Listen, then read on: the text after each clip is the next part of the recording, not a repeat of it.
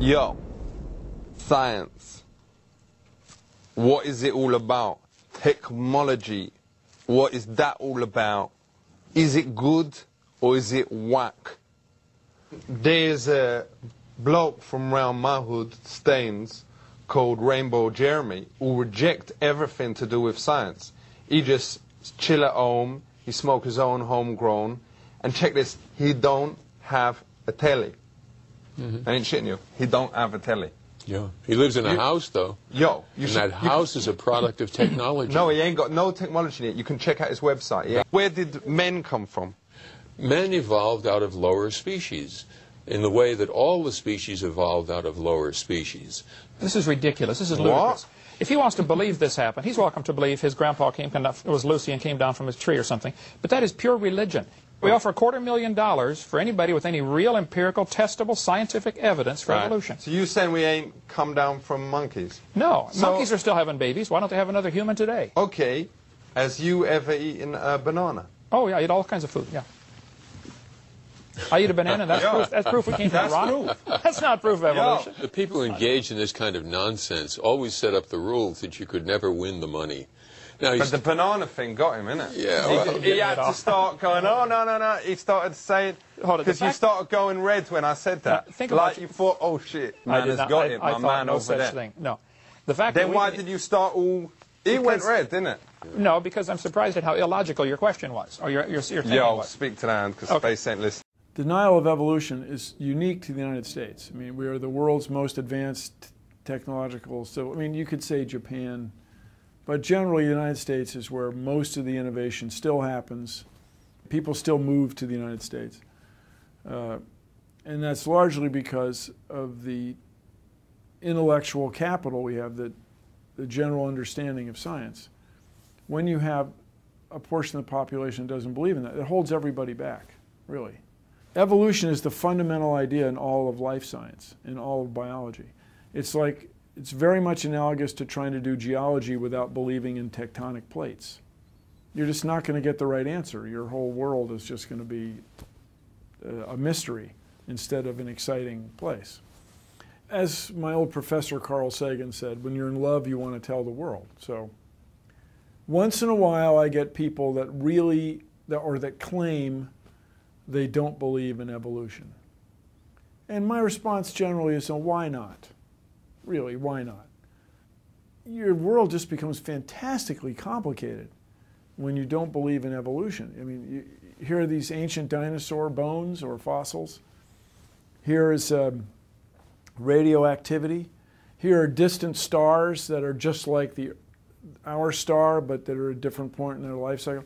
The idea of deep time, of this billions of years, explains so much of the world around us. If you try to ignore that, your worldview just becomes crazy. It's just untenable, self-inconsistent. And I say to the grown-ups, if you want to deny evolution and live in your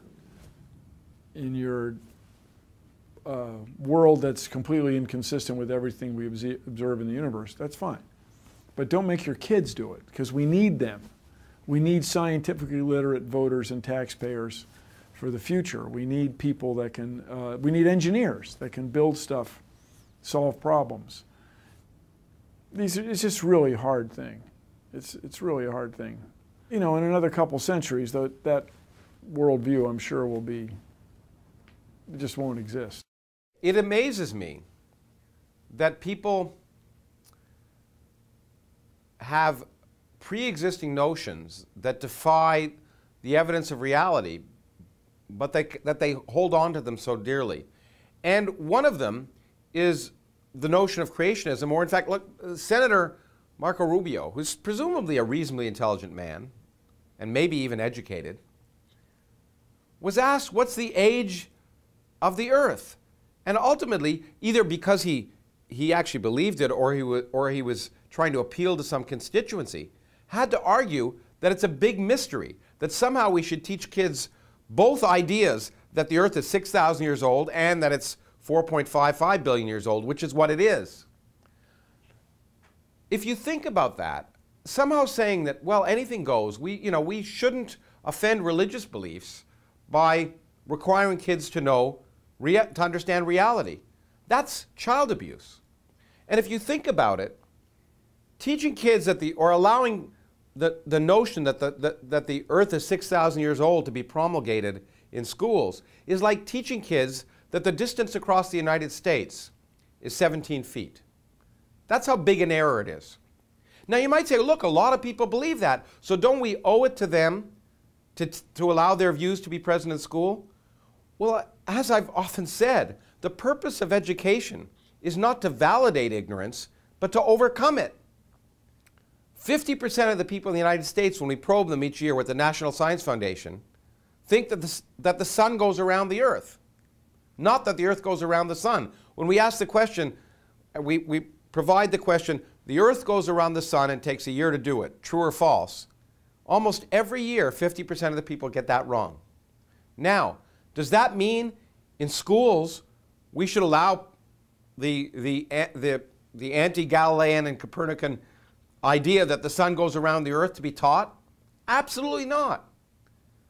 If in fact, the very fact that people don't know that, and the very fact that enough people are willing to somehow believe the earth is 6,000 years old, means we have to do a better job of teaching physics and biology, not a worse job.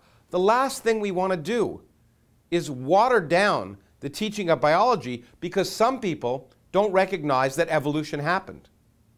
Evolution is the basis of modern biology, and in fact, if a lot of people don't believe it, it only means we have to do a better job teaching it.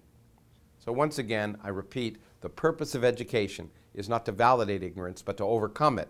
And to overcome a situation where a United States senator can speak such manifest nonsense with impunity is vitally important to the healthy future of our society.